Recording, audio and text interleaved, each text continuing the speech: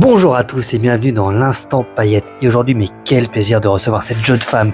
Que dire, elle est comédienne, danseuse, circassienne, de Groland à N'oubliez pas les paroles, vous saurez tout sur Camille Pichon. Bonjour Camille. Bonjour. Alors toi, ça va et toi? Ça va. Alors toi, t'as commencé très très jeune, puisqu'à 4 ans, on t'a mis de force à la danse. Alors de force, c'est un peu fort. Un peu fort. Mais oui, effectivement, j'ai commencé la danse à 4 ans. À 4 ans, par ta maman qui t'a mis danse quoi? Danse classique, C'était danse classique. On va dire qu'à 4 ans, c'est pas vraiment de la danse, on parle plus d'éveil à cet âge-là. Mais D'accord. Et t'as enchaîné à 7 ans sur un tournage. Les filles du maître de chez, oui, à Bordeaux. C'était un tournage dans les vignes. Ouais. Alors là, c'est grâce à ta marraine, c'est ça? J'ai ma marraine, du coup, Karine, qui travaille dans le cinéma. Elle était plus du côté production, assistante casting. Et son mari est régisseur général aussi sur les tournages. Elle m'a aidée une fois sur ça. D'accord, et c'est comme ça que tu as commencé tes premiers pas. Ouais, j'ai bien pris goût. Où tu avais 7 ans. C'est ça, à peu près. Je dis 7 ans, mais c'est peut-être 8, c'est peut-être 6, je sais plus exactement. Tu te rappelles comment ça se passait le tournage? Si t'étais bien encadré, si t'étais... Oui, j'avais une petite anecdote, mais je suis pas sûre de si c'est très intéressant. C'est-à-dire que il y avait sur la table régie, pendant le tournage, il y avait beaucoup de raisins, du coup. Et j'en ai mangé un petit peu trop. C'est-à-dire qu'au moment où on m'a appelée, j'étais aux toilettes. Je n'ai pas voulu venir sur le plateau. Voilà, coucou. Tourner avec les enfants, voilà. À quel âge tu t'es dit, tiens, parce que là c'est une expérience d'enfant, d'accord, et à quel âge tu t'es dit, j'ai envie d'en faire mon métier? C'est assez compliqué. Je pense qu'on le voit pas forcément venir. En fait, quand j'ai fait un lycée de l'image et du son, le LISA à Angoulême, et en fait, t'es pris dedans. C'est-à-dire, t'as 12 heures de théâtre dans la semaine, tu vas avoir 3 spectacles aussi, où t'es obligé de faire des comptes rendus du spectacle, et tu t'en rends pas compte. En fait, ça devient vraiment ta vie, ton milieu. C'est plus, tu te vois pas faire autre chose, en fait. C'est plus ça. Est-ce que t'as le fait qu'il y ait des membres de ta famille qui travaillent dedans, ça t'a influencé, après toi? Pas vraiment. Pas vraiment. Non. Donc du coup, là, t'as le bac. C'est ça? Oui. Et après, tu fais quoi? Je suis partie à Angers, toute seule. Disons que j'aime pas me positionner comme ça, mais j'aurais aimé qu'on me dise, en gros, à Paris, il y a des écoles qui font les deux, qui font la danse et le théâtre. Et j'ai eu l'impression qu'il fallait que je fasse un choix. C'est-à-dire que j'avais une très bonne moyenne en théâtre, en écriture et tout ça. Et en danse, j'avais atteint quand même un bon niveau. Et j'ai demandé à mes deux profs, qui étaient deux profs distinctes, et en gros, ils m'ont dit de favoriser la danse. Donc, je suis partie à Angers, je prenais les cours du matin au CNDC, le Centre National de Danse Contemporaine, et j'ai fait le conservatoire. Voilà. Mais je suis arrivée là-bas, du coup, déjà, je suis partie de chez moi, j'avais 15 ans. Et quand je suis arrivée sur Angers, quelqu'un devait m'héberger, un prof qui était venu au LISA donner des cours, et il m'avait dit, au fond du jardin avec ma femme, on a une petite remise, tu peux... Et le jour où j'arrive avec mes valises, 18 ans, ma mère travaillait le soir au SAMU, du coup, à l'hôpital d'Angoulême. Et on arrive vers 16h, impossible de joindre ma mère. Du coup, elle m'a déposée sur place avec mes valises et démerde-toi. Sympa, et c'est passé comment? J'ai été chez les sœurs et en 3 jours, j'ai trouvé un appart. Ah, t'as plus du tout de nouvelles du professeur? Ah non. Non, il a plus... Non, mais bienvenue dans ma vie. Hein. Sympa, le mec, il te propose un truc et il te lâche au dernier moment sans te prévenir. Ouais. Ça arrive. Ça forge le caractère. Ouais, c'est sympa. Mais attends, tu parlais tout à l'heure d'une école qui fait à la fois danse et comédie. C'est à quelle école qui fait ça à Paris? À Paris, t'as l'AID, par exemple. J'ai beaucoup d'amis qui l'ont fait. Qui font comédien et danse? Oui, enfin plus... Non, l'AID, c'est vraiment une école de danse. Mais oui, il me semblait aussi, ouais. Là, je retrouverai pas le nom. L'AID, c'est plus danse. Ouais, c'est plus danse, ouais. Avec parce que moi, mes contrats d'apprentissage à la clé. J'ai souvenir d'amis qui étaient à la fois danseurs et comédiens, et ça leur a plutôt porté préjudice dans les castings. Ah ouais? Avec les directeurs de casting, ils disaient, mais t'es danseur ou t'es comédien, toi? Faut choisir un moment. Et alors ça a peut-être changé aujourd'hui, je sais pas, là, je parle du début des années 2000, mais je sais que jusqu'à 2005, au moins 2010, c'était très mal vu d'être à la fois danseur et comédien.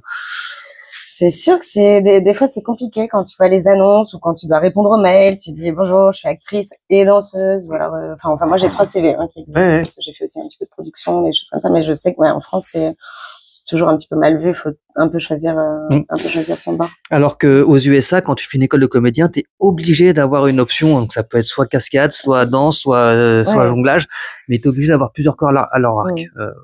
Voilà, va comprendre. Mais je pense que c'est en train de changer avec une nouvelle génération. Je pense que c'est quand même. Je pense que c'est en train de changer. C'est important d'avoir plusieurs cordes à. Mais oui, en plus, c'est tellement dur d'être à mi-temps aujourd'hui qu'il faut. Ouais.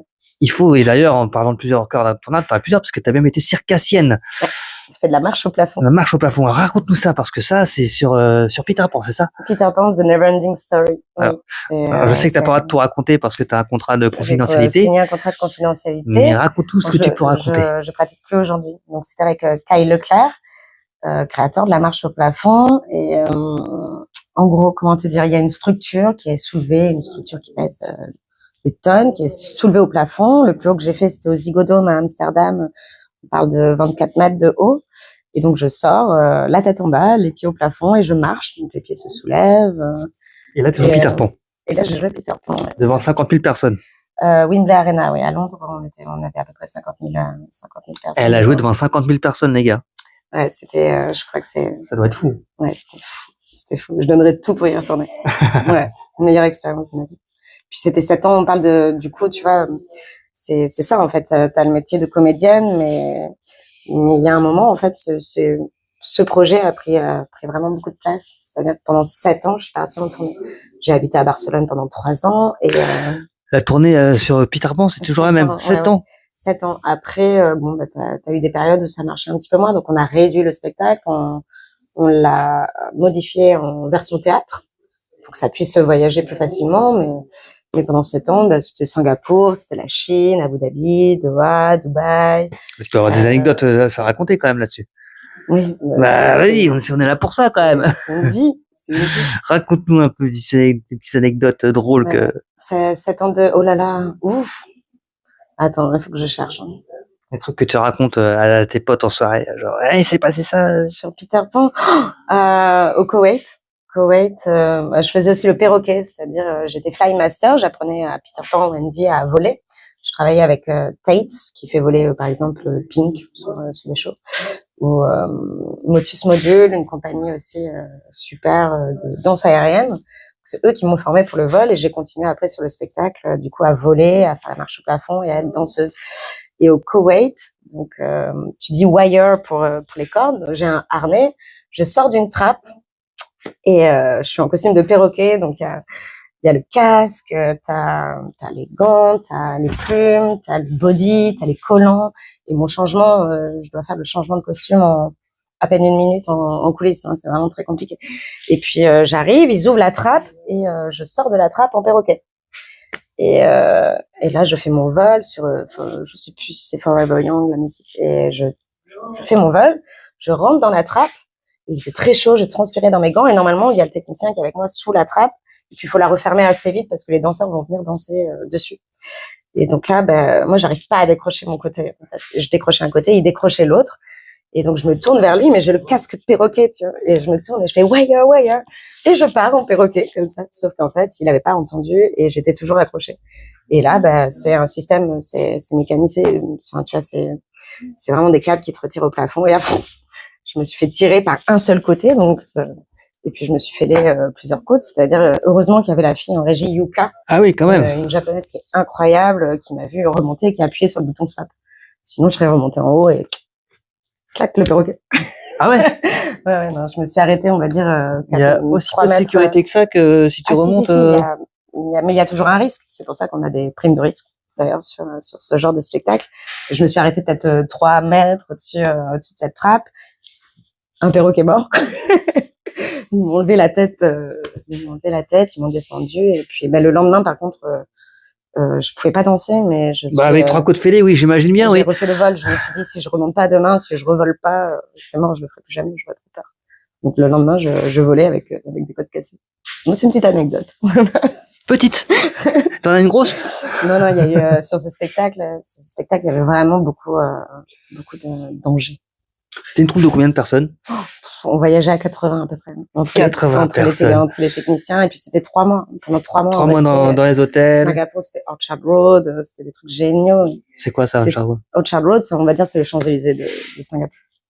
Mais c'est ça qui est beau dans ce métier, c'est que il y a des jours où t'es là et le lendemain, tac, tu repasses une audition et t'es personne. J'ai une anecdote là-dessus d'ailleurs. Quand j'ai tourné, j'ai été figurant sur Culte. Okay. Sur Amazon, et il y avait la comédienne principale à un moment qui vient parler avec nous, et elle dit, vous savez, aujourd'hui je suis rôle principal, mais demain autant je suis figurant avec vous. Et elle a raison, c'est totalement ça. Ouais, c'est un métier où, si tu te remets pas en question tous les jours, c'est faut pas non plus être un ravi de la crèche, c'est-à-dire c'est là, t'essayes de... Elle l'a placé. Non mais c'est vrai, je parlais avec un ami comédien hier, et dans ce métier, c'est vraiment important d'être reconnaissant, et on a vraiment la chance de faire ce qui nous plaît. Et je donnerais tout pour faire ça tous les jours, tu vois. Mais faut pas non plus être un ravi de la crèche. J'aime trop cette expression. Explique-la, parce que franchement, je pense que personne ne comprend si tu n'as pas expliqué. Un ravi de la crèche, c'est-à-dire être reconnaissant plus, c'est accepter tout et n'importe quoi, et c'est pas payé, mais oui, mais je vais le faire. Enfin, tu vois, c'est au bout d'un moment, on a travaillé, c'est des années d'études, et on sait pourquoi on est là. Il faut avoir une justesse par rapport à ce qu'on vaut, à ce qu'on veut apporter, et aux années de travail qu'il y a derrière. C'est vrai. Ami comédien, ami technicien, ami maquilleur, ami danseur. Oui. Oui, on n'est rien sans les autres, hein. Nos solos. Donc après tes 7 ans de Peter Pan, t'as fait aussi Notre-Dame de Paris quand même. Oui, j'ai dû repasser du coup des auditions, et donc j'étais avec mes copines, on avait fait la tournée, on était surentraînés, on sortait de 3 mois de contrat, mais Notre-Dame de Paris, c'est quand même assez connu pour... les danseurs qui sont sur le show, c'est vraiment... Aya Leval. C'était Kamel Wally Non, c'est Martino Müller. C'est Kamel Wally à la base, non? Non, pas du tout. Non, c'est Martino Müller. Pardon. Ah là. Pardon, ancien Martino. danseur de Jerry Lee Kilian, quand même, qui a fait La Petite Mort. C'est du néoclassique. C'est un humain et un chorégraphe incroyable. Et à chaque spectacle, il va changer quelque chose. Donc il faut toujours être en alerte. Et là, je passe l'audition, donc on est beaucoup, on est vraiment hyper nombreux. Et j'y croyais sans y croire. En tout cas, j'étais tellement contente d'être à cette audition. Puis vraiment, on arrive et ça égrène. Et arrivé sur la fin, il restait plus que 2 groupes. Et il y a un groupe avec vraiment mes meilleurs amis, t'as Sandra, t'as Fiona. Il fait repasser ce groupe, et moi, je me dis, ça y est, c'est dead. Enfin, voilà, c'est sûr, c'est elle, quoi. Et en fait, non. Bon, après, il y a eu un petit couac. J'ai eu la réponse le jour de mon anniversaire, comme quoi j'étais prise. Et en fait, j'ai été danseuse remplaçante. C'est-à-dire que j'avais mes petits cahiers, j'ai dû apprendre le rôle des 8 filles, mais tu es censé rentrer à n'importe quel moment du spectacle. Trop bien. Voilà, mais c'était une super expérience. Après, je suis repartie sur Peter Pan, et j'ai pas été reprise, mais je me suis fait une cheville aussi. Mais Notre-Dame de Paris, t'arrives. C'était dans quel pays? Ah, c'était vraiment pour la reprise de Notre-Dame de Paris donc en France. D'accord. Au Palais des Congrès. Ma mère est venue à la première avec les journalistes. Il y a Daniel Lavoie, il y a Richard Cocciante. J'ai rencontré Richard. À l'époque, je sortais avec un Italien en plus, donc sa famille était aux anges, quoi. Je me retrouve à l'hôtel Mercure de Roubaix, là où on faisait les répétitions, et je lui ai demandé de faire Margarita au piano, quoi. Et j'ai pu faire un petit duo à l'hôtel Mercure, dans l'entrée de l'hôtel Mercure de Roubaix, avec Richard Cocciante. Alors, c'était une expérience de fou. Ouais. Et là, tu arrives sur N'oubliez pas les paroles à un moment. Parce que comme c'est entre deux. Entre deux, tu pars 3 mois en tournée, et j'avoue que Nagui, c'est un de mes plus gros employeurs. Je commence à tenir les murs dans l'émission. Ça fait combien? 10 ans? Ça va faire à peu près 10 ans. 10 ans. Quand tu tournes, c'est une journée complète, combien? On enregistre, dans la semaine, c'est 10 émissions, 10 ou 12. Le vendredi, 14. Donc, faut avoir de l'énergie. C'est l'énergie. On est ambianceur. On est vraiment là pour mettre le feu sur le plateau. Et là, on va dire un truc, parce que c'est pas du tout une chaîne gossip, mais pour une fois qu'il y a une image, tu vas avoir une image complémentaire, parce que chaque fois qu'on parle de Nagui, c'est pour le casser en deux. Tu vois, c'est pour dire qu'il est dédaigneux, connard, enfin voilà. Et toi, au contraire, t'as une très bonne image de lui, donc c'est bien d'avoir une voix dissonante. Il me fait rire, il s'est toujours très bien comporté. Il est vraiment adorable avec les ambianceurs. Regarde, qui c'est qui nous apporte des chocolats? Merci beaucoup, Anna. Merci, thank you. Les aléas du direct, du chocolat. Ah, parfait. Mais je vais peut-être le manger après. On va peut-être le manger après, oui. Et oui, non, pour une fois qu'il y a quelqu'un qui a une voix dissonante. Non, Nagui, il est vraiment adorable. Il est vraiment adorable et pendant la période, désolée, ça me fait trop rire. Pendant la période du Covid, tiens, par exemple, où tout s'est effondré, moi, ça a été mon seul employeur. C'est-à-dire que malgré les masques, on avait 2 masques différents sur la tête, c'est le seul qui a continué de nous faire bosser. Et il est toujours là. Et où trouve-t-il toute cette énergie? Non, il enchaîne, il est à la radio, il vient là. Je suis pas sur les 10 ans où j'ai travaillé avec lui. Peut-être une fois, il est tombé malade. Pour moi, vraiment, je le trouve incroyable. Et après, pendant le tournage, il est bienveillant, il est chouette. Il est super bienveillant. Après, c'est un patron. Enfin, oui, bien sûr, mais après, il a un œil partout, il voit tout, il entend tout.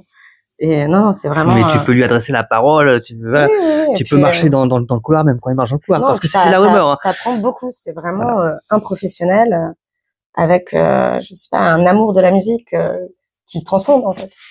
Voilà. Moi, j'aime bien ces petites anecdotes qui démontent un petit peu toutes les fake news et tous les haineux. Donc, alors, j'ai pas entendu du tout et j'avoue que ça m'intéresse pas du tout. Il suffit de taper sur Google, tu verras, il y a que ça. Il y a que il se fait démonter de partout. Donc voilà. Moi, j'aime bien. Il mérite pas. Mais sûrement par des gens qui l'ont jamais rencontré en fait, ou par des gens qui se sont fait virer parce qu'ils ont fait des bêtises. Enfin, en tout cas, voilà. Non, il est...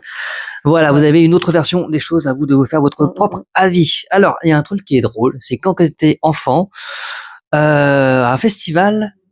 L'imprévu. Oui. T'as une photo de toi, tiens, qu'on voit là. Là, c'est où t'es toute adolescente. Ouais, avec Monsieur Benoît Delépine. Ouais. Pareil. Un grand nom. Et maintenant, tu bosses avec. Ouais. Parce que t'es sur Groland, le mythique Groland. Et ça, c'est génial. J'ai vraiment rencontré une famille sur Groland. Ouais. Petite anecdote d'ailleurs, premier tournage que je fais avec eux, c'était sur Chef et Chef. C'est ma faute, chef. C'est que ça me dégoûte de travailler avec de la viande avariée pleine d'œufs de mouches. Donc voilà, des petits épisodes, une mini-série et je jouais une commis. Et en fait, je me rends compte que l'adresse de tournage en Charente, c'est à 5 minutes de chez moi en vélo, quoi. C'est vraiment dans un relais de chasse. Et j'arrive, en fait, je connais les gens qui tiennent le relais. J'arrive, je connais le régisseur que je connaissais depuis le lycée, 15 ans avant. Et je veux prendre un café. C'était le dernier tournage de l'année pour eux. Moi, c'était le premier. Et je veux me servir un café à 9h du matin et c'était du vin chaud. Et là, je fais, OK. je suis au bon endroit. Ne serait-on pas sur Canal+? Non, vraiment, c'est hyper chouette. Ça te met vraiment à l'aise. Et après ce tournage, donc, Mathieu Felder, qui est le producteur, pour la partie Charente, Poivre Vert. C'est pareil. Je vais dire que du bien de tout le monde, mais c'est vrai. C'est un mec incroyable et il m'a dit, bah voilà, on fait une série, on reprend Fargo des frères Cohen, on va le transformer en Fargros. Bon, et ben vous avez gagné, Micheline. Allez, rétrécissez sur Google Maps. Eh ben, mais je peux pas. Il y a pas de réseau ici. C'est un ordre, Micheline, c'est un ordre. Donc on a besoin d'un duo de flics, à la Laurel et Hardy. Et, voilà, lui il est vraiment très très grand.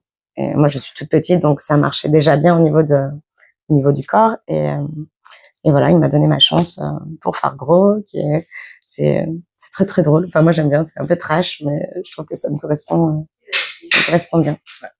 Moi il y a un truc que j'aimerais parler avec toi. Ça n'a rien à voir avec ton côté professionnel, mais il faut que je le dise. Il faut que je le dise parce que moi je suis fan de Chicandier. Je suis fan de Chicandier, je suis fan. Et Lolo. Je vais vous mettre des liens en description. Bon, il n'a pas besoin de moi et je crois qu'il fait des 700, 800 000 vues. Hein.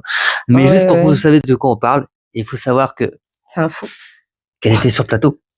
Quand vous voyez des scènes avec Olivier Marchal, c'est ça, oui, ou avec José Garcia, j'ai passé quelques soirées. Mais t'étais sur le tournage. T'étais sur le tournage de l'émission. C'était une émission, ouais, c'était l'addiction, s'il vous plaît. Ça, oui, l'addiction, s'il vous plaît. De Lolo et pareil, ce mec est tellement drôle. Ça. Ouais. Et ça. Non, mais Peter Pan, j'aime bien Peter Pan, mais c'est dire que t'étais sur le tournage de Chicandier. Avec ses fous furieux. Bah, avec Olivier Marchal, c'était n'importe quoi. Qu'est-ce que vous avez dû rigoler quand même. On a bien dû. C'est un peu le principe de l'émission. Ouais. Et je sais pas quelle heure du matin, très tard, quoi. Je sais pas, je devais parler en finlandais ou en finnois, un truc comme ça, quoi. Et je m'adresse à Olivier Marchal. Enfin, il parlait d'intermittence et moi, en tant que petite intermittente qui arrive à peine à boucler ses cachets, quoi. personne me comprenait. Bon, je sais pas si c'était l'alcool ou le fait que voilà. Ou que tu parlais finnois. Et du coup, j'ai pris une chaise, quoi, une chaise. On était dehors sur la terrasse et j'ai fait un poirier sur la chaise. Et là, Olivier Marchal me regarde et me fait OK, Camille, maintenant tu as toute mon attention. C'est très très drôle. Ouais. C'était sympa. Qu'est-ce qu'on peut te souhaiter aujourd'hui, Camille? Des tournages. Des tournages. Du travail. Du travail. Mm. T'avais pas Ouais, d'envie le de reste, particulière, juste d'orage. Ouais, la santé quand même, c'est pas mal. La santé. Et bonne année. Et la santé surtout. Voilà. En tout cas, merci beaucoup d'être venu nous voir. Avec plaisir, moi. C'est toujours un plaisir de te voir. La prochaine fois, on va faire un voix du ciné. Ou peut-être la fois d'avant, ça dépendra quand j'ai reçu tes photos, en fait, le montage. Mais en tout cas, avant ou après, là, on va avoir un régisseur général qui va nous parler de son métier. Il a fait à la fois des films français et des films hollywoodiens. Il racontera son métier, ses anecdotes et surtout, vous connaissez le principe, pour les petits jeunes qui aimeraient faire ce métier, comment faire ce métier. Et oui. Donc, la petite cloche pour rien louper.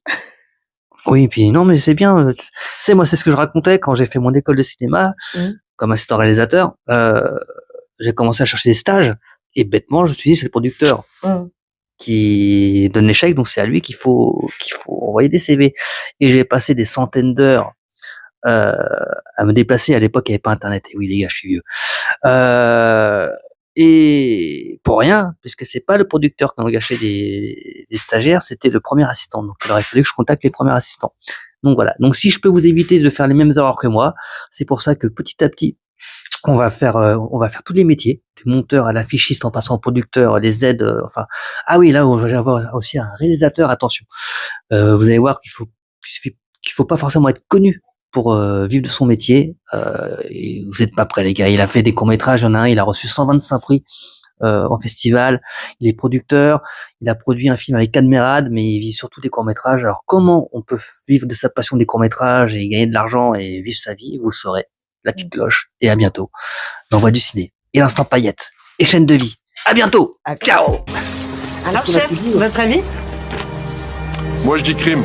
Moi, je dis suicide. Moi, je dis crime. Moi, je dis suicide. Moi, je dis crime. On plouffe? Non, on reconstitue. Allez mettre un harnais, Micheline. Ah non, je peux pas. Je suis encore en période d'essai et j'ai pas la bonne mutuelle.